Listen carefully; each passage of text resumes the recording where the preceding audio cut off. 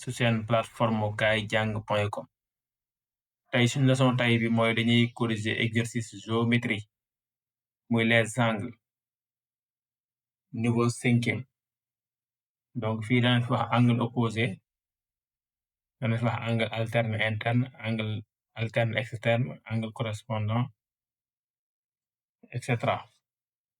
Exercice numéro 1.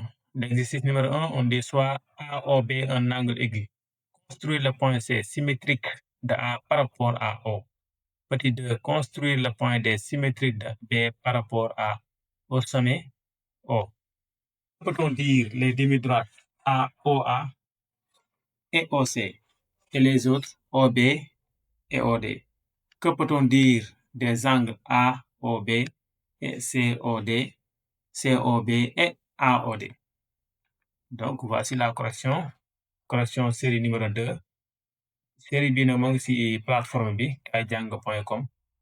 ñu ngi ko tuddee toutes les séries du programme. donc c'est partie géométrique mooy série numéro 2. donc soit AOB un angle aigu. donc dañ def fi AOB nga njëkk a tracé.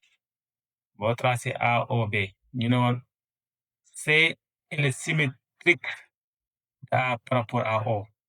kon da ngay prolonger droite bi nga jël sa compas mesurer fii nga def nga écarte compas bi mu ñëwaat fii lu may mesure mooy ligne symétrique centrale. D est le symétrique de B par rapport à O. aussi da ngay prolonger droite bi si point nga teg fii sa compas mesurer OB nga indi ko si beneen droite côté bi mu jox la point D. donc on construit le point C symétrique de A par rapport à O mooy li ma wax léegi nii. puis on construit le point D symétrique de B par rapport à O. Les demi-droites OC, les deux sont symétriques par rapport à O. parce que C est le symétrique de A par rapport à O. donc les deux demi-droites sont symétriques. Même chose, OD et OB aussi sont symétriques. La question numéro 3. Les angles AOB, mooy AOB et COD. COD sont opposés. mooy ñaari angle yoo xam ne dañuy opposé. bii da nekk côté droite, bii nekk côté gauche. donc bu coupé par deux droites rek dañuy opposé. les deux angles sont opposés. Les angles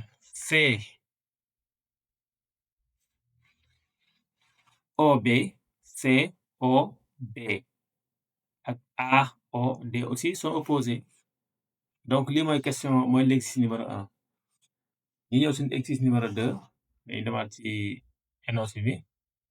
L'exercice numéro 2, on considère la figure ci-dessous telle que mesure de x o y égale 60 degrés mooy angle bi x prime o y égale à 60 degrés. Après avoir reproduire la figure, déterminer les mesures de l'angle x o y et l'angle x o y, l'angle x prime o prime y prime.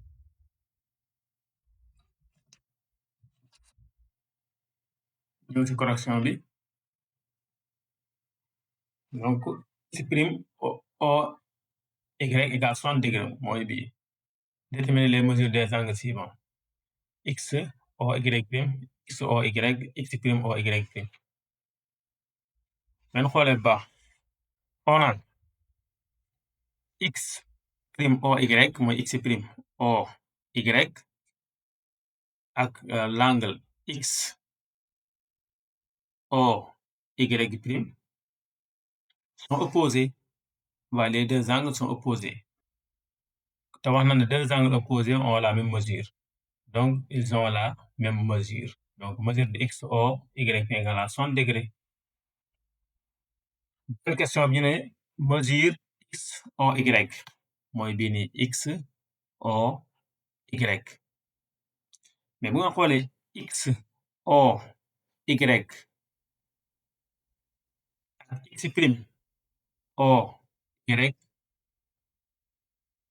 seen somme bi 180 la lay jox 180 degré parce que angle plat bi moo tax angle plat waxoon na ne si sama vidéo yi jàll wax na la wax explique woon naa la mooy angle plat boo xoolee x prime o x angle plat la kon boo defee somme bii ak bii da lay jox 180 degré moo tax ñu ne mesure de x o y plus mesure de x prime o y égale 180 degré comme calculé woon na x o y prime da nga koy remplacer fii mu jox 60 degré da nga koy remplacer et day am mesure de x o y plus 60 degré égale 180 degré nga jël 60 degré nga yóbbu ko fële kon booy transposer da ngay changer si mu nekk moins donc mesure de x o y égale 180 moins 60 degré donc mesure de x o y égale à 120 degré donc lii la ñuy laajoon troisième question bi mooy nañ calculer x prime o y prime voilà x prime o y prime et x o y sont opposés x prime o y prime et x o